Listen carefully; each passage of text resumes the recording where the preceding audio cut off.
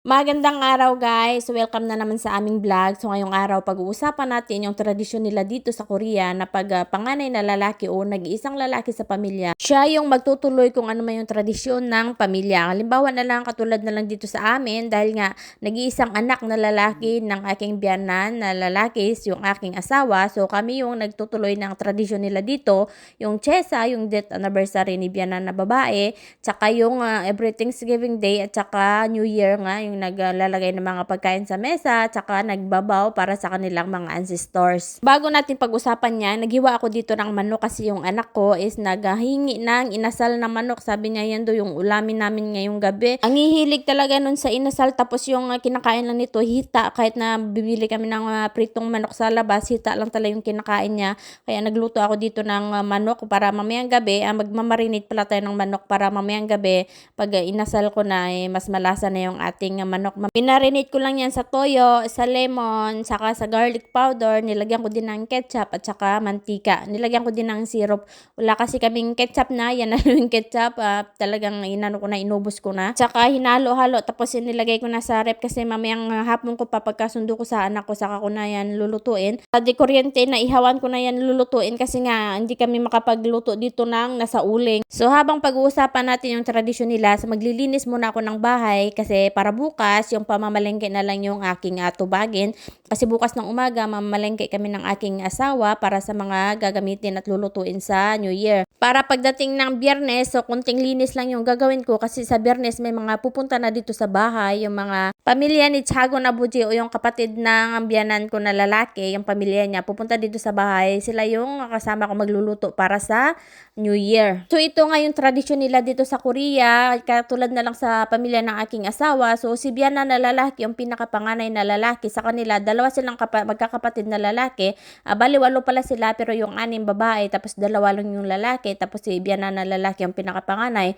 Dito kasi sa Korea, dati kasi pag panganay ka na lalaki, so ikaw yung mahawak kung ano mang mga negosyo meron yung pamilya mo.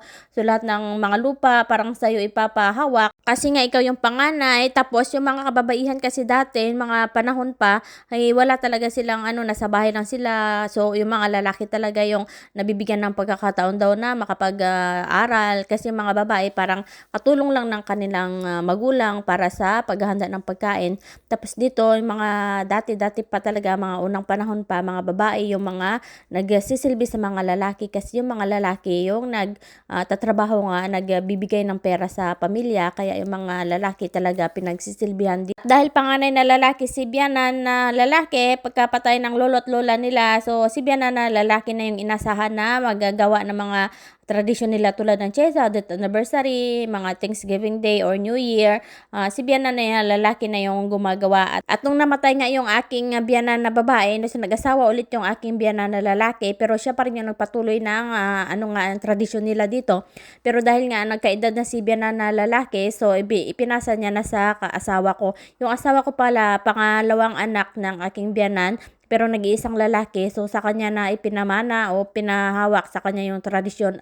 Kaya nga ngayon kami na yung gumagawa dito sa bahay. So every year pala 3 times namin ginagawa ito sa Chesa ni biyanan na babae o death anniversary ni biyanan na babae, every Thanksgiving Day at saka sa New Year. Ganyan pala yung tradisyon nila, style nila dito, naglalagay ng mga pagkain at prutas sa lamesa para sa kanilang mga ancestors. Pero marami na ding nagbago dito sa Korea, katulad na lang mga tradisyon na yan. Marami din na din sa pamilya dito sa Korea na hindi na din gumagawa ng mga ganyan. Kumbaga palang simpleng salo-salo na lang sa New Year, hindi na sila nagagawa ng mga pagkain na ilalagay sa lamesa. Kahit nga din yung asawa ko nag-iisip na baka matigil na nga itong tradisyon na to dito sa pamilya ng aking asawa kasi nga yung aming anak is babae, so hindi naman pwedeng ipasa yung ganitong tradisyon sa mga babae. Sa mga lalaki lamang pwedeng ipasa ang tradisyon na to, kaya baka matigil na nga itong tradisyon na ito sa pamilya. Pero depende na lang kung tatanggapin nga ni Tiago Nabuji o yung kapatid na lalaki ni biyanan na lalaki yung tradisyon na to at sila na yung gagawa kasi nga meron siyang apo na lalaki. So kung tatanggapin nila, so sila na yung magpapatuloy ng ganitong tradisyon. At nung sinabi na nga ng aking asawa na kung matigil na nga ito sa pamilya namin, na kung tatanggapin nila, pero mag-aalangan ni si Tiago Nabuji kasi nga may edad na din siya at saka parang ayaw din ng kanyang apo na ituloy nga itong mga tradisyon kasi nga nakakapagod. So baka matigil na talaga ng tuluyan dito sa aming bahay. Kaya dito sa Korea, madami pa rin talaga yung ayaw mag-asawa ng panganay na lalaki kasi nga sa mga responsibilidad. At dahil nga pag panganay ka na lalaki, responsibilidad mo din na alagaan yung mga magulang mo pag tumanda. Pero madami na din talaga na nagbago dito. Meron na din mga biyanan na talagang kusang umaayaw na makasama ngayong mga anak nila sa isang bahay. So ganyan yung tradisyon nila dito pagdating sa panganay na lalaki. So, bali panganay na lalaki nga yung inaasahan sa lahat.